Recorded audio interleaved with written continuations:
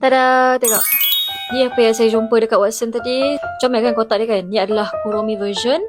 Kita ada lip oil. This one is lip oil. Ni adalah blind box untuk eyeliner dan mascara. Yang ni lip oil. Lepas tu dia ada tali yang untuk phone tu. Lepas tu dia ada pouch untuk letak lipstick. Saya beli sebab dia punya design tu very cute. Setiap kotak ni harga dia RM39.90. This one is for eyeliner and mascara. Dia punya design sama ada pink ataupun purple. Kita tengok apa yang kita dapat.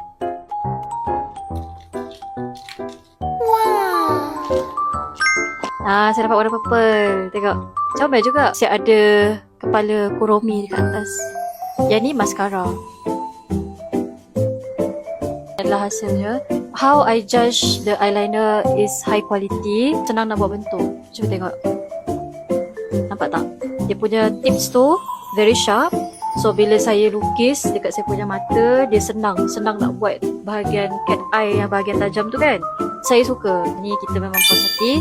So sekarang kita nak try yang ni pula. Yang ni tak lama lah. Kita just letak ke dah settle. So kita nak try dulu. Tengok dia bagi volume ke ataupun dia bagi panjang. Setakatnya saya nampak dia bagi panjang dan juga volume. Macam kita buat apa? Macam kita letak bulu mata, tahu tak? Bulu mata palsu yang kita letak dekat mata tu. Dia punya coating tu very thick dan dia memang nampak hitam, very black. So memang I would say berbaloi sangat-sangat. Kalau beli satu kotak ni dapat mascara dan juga eyeliner. Okay, kita cuba yang kedua pula, iaitu lip oil. Comel dia. Ni lip oil dia bagi sekali dengan phone strap dan ni yang kecil. Ni comel kan? Oh, sebenarnya dia ada secret version ni. Saya tak dapat yang secret version. Patutlah. Saya ingatkan saya dapat. Tengok. Kalau saya dapat secret version ni, dia ada bagi sekali dengan lipstick pouch and mirror. Tengok. Comel. Jom kita try lip oil.